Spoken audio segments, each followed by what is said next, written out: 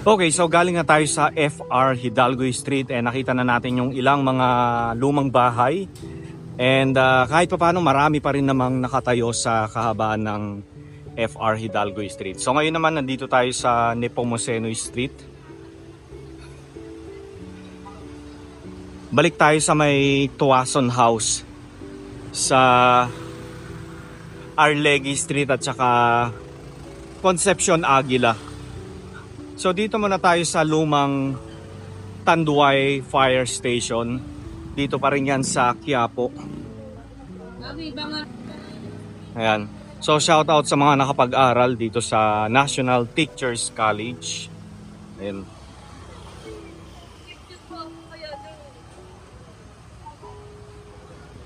So ito yung lumang fire station na nagawan na rin natin ng noon at ngayon.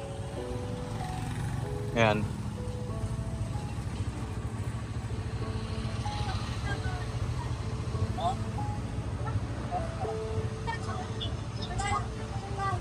Okay, maganda pa yung structure, maayos pa and mukhang matibay pa, no?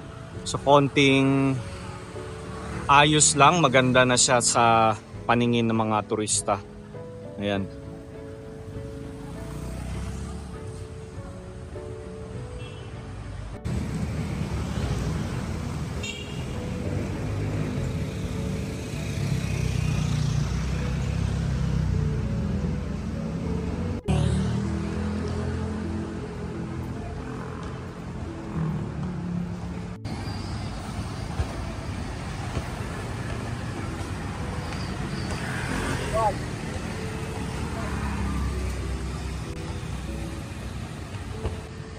Okay, so nandito naman tayo sa Legarda and ito pa rin yung lumang Tanduay Fire Station.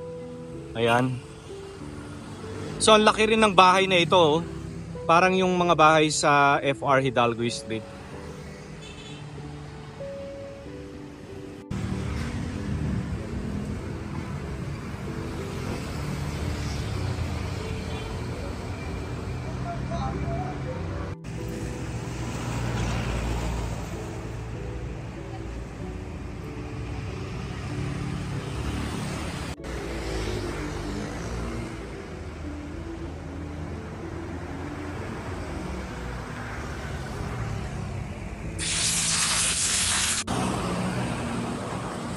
Tingnan nga natin kung nandito pa yung lumang fire truck. Kung hindi pa nila tinatanggal. Nandito pa. Pero mas maayos ng tignan dito. Kasi yung last na punta natin dito, medyo parang bodega itong part na ito. Buti nga ngayon, nilinis na nila. Ayan. Tsaka mukhang pininturahan nila ito. Diba? Oh.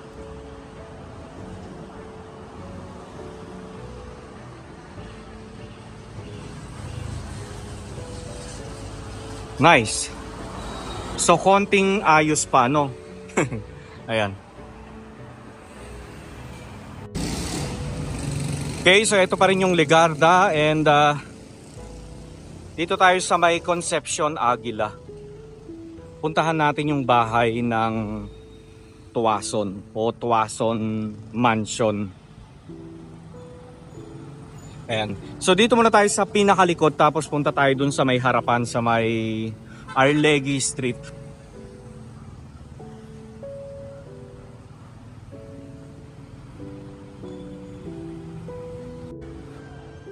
Okay, so eto na yun.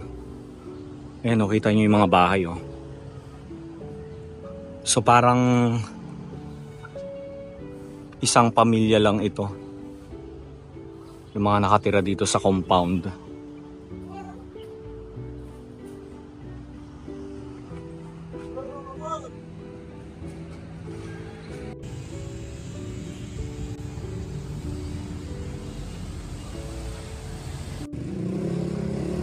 So kapag nasa Arlegui Street ka, hindi mo matatanaw ito. Kailangan mong pumunta rito sa likod, dito sa may Concepcion Aguila.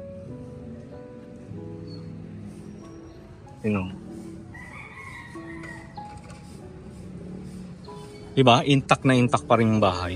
Tapos ito, another one.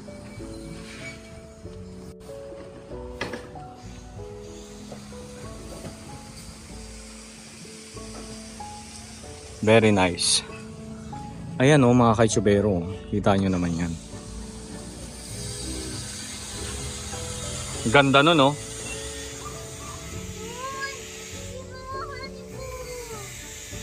Diba?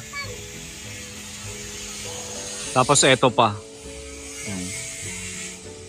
Tapos dito sa gate, makikita nyo oh. So gate pa lang napakaganda na. What more yung loob ng bahay. So this is like symbol of the family, I think. Ganda no?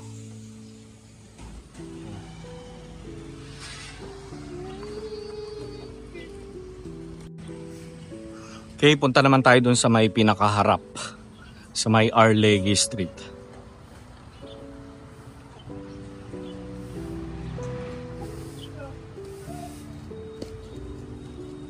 Okay, so eto na ulit yung Arlegui Street. So baybayin natin ito. Tapos puntahan din natin yung yung bahay ni Vicente Ilustre, yung nasunog noong 2022. So wala na yung bahay pero gusto ko lang makita kung saan, gusto ko lang ipakita sa inyo kung saan ito dati nakatayo. Ayan. So yung pupuntahan natin ay Tuason Mansion o Tuason House. Okay, so ito yun mga kaitsubero. So dun sa mga fan ng Ang Probinsyano, so ito ay naging bahay nila nung dun sa show na yon. Ayan.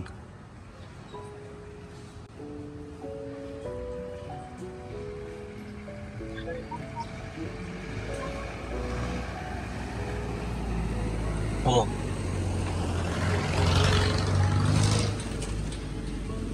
Ganda na ito.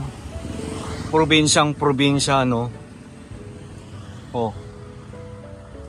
So ito yung bahay nila Cardo sa Ang Probinsyano. Diba?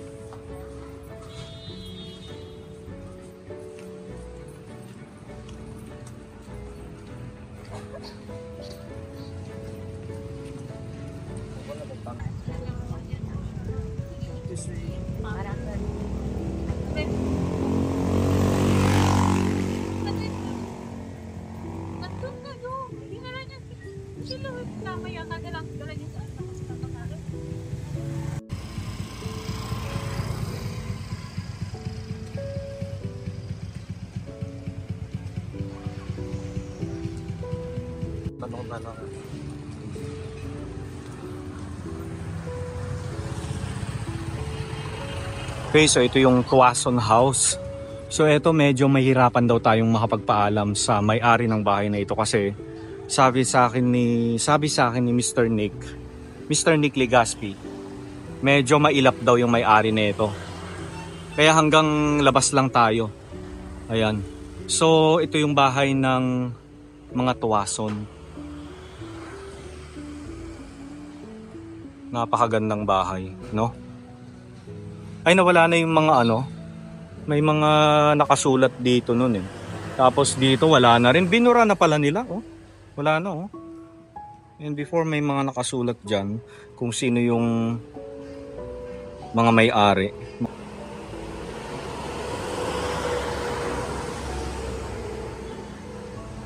Tibay mga kaitsubero. So mapapansin niyo yung yung pinagdugtungan ng mga kahoy.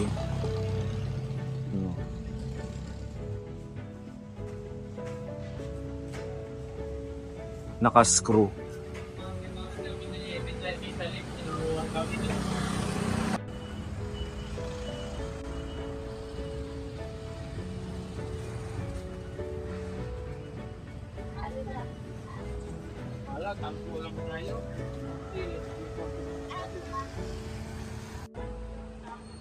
Kaya nga so nakausap ko yung isang nakatira dito. So kaya pala wala na yung mga plate ng mga pangalan, attorney, doktor. Ayan, ninakaw daw yung mga yung mga nakalagay dito. Pambihira naman talaga yung mga taong mababait, Pati ba naman ito pinatos nila. Akala ko naman kusa nilang tinanggal na. So ninakaw pala, pati daw yung nandito, wala na rin. Eto, binuo nila oh. Siguro hindi nila matanggal yung mismong plate, kaya pati kahoy isinama na nila. Diba? Okay, so mga taga Bicol daw ang mga tuwason. Ayan.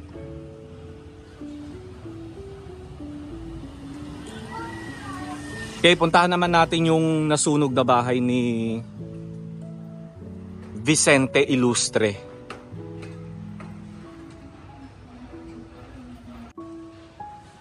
So yung last time na galing tayo dito, barangay yung harap, health center yata yun.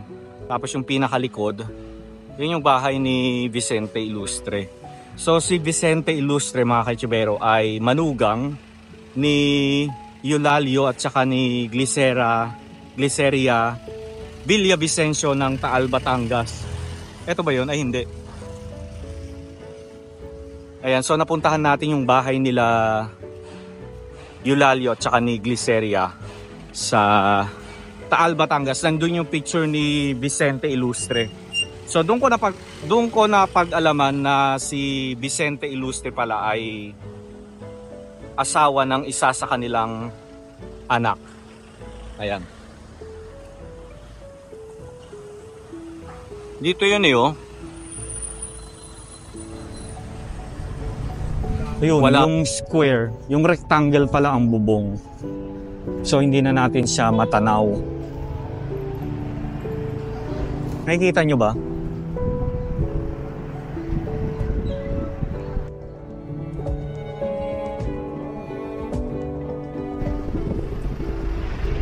Ayun siya oh. So hindi na natin makita yung mismong bahay. Kasi sa may harapan niya, merong daycare. Ayan o, daycare na siya o. Barangay 387 Hall. O, hindi na natin siya matanaw mula dito. Ayan. So dito siya mga kaichubero. Yang barangay hall na yan.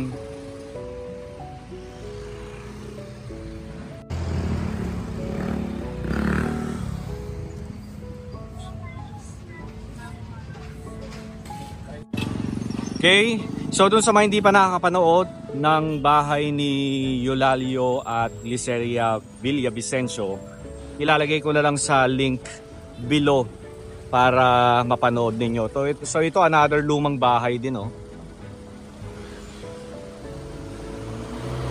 So napansin ko rito sa Maynila, kapag malaking bahay o mansyon na bahay na luma, ginagawang paupahan diba?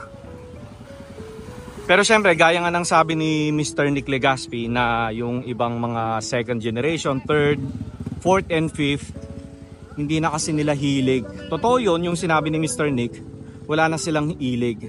I mean, hindi yun yung hilig nila. Tapos karamihan sa kanila, hindi na nakatira dito sa Pilipinas.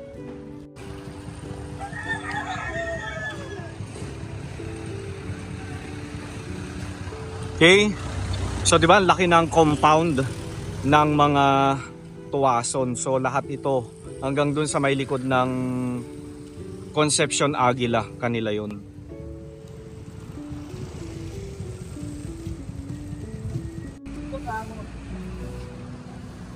Diba ang coffee project ay pag-aari ng mga bilyar? Hindi ako nagkakamali.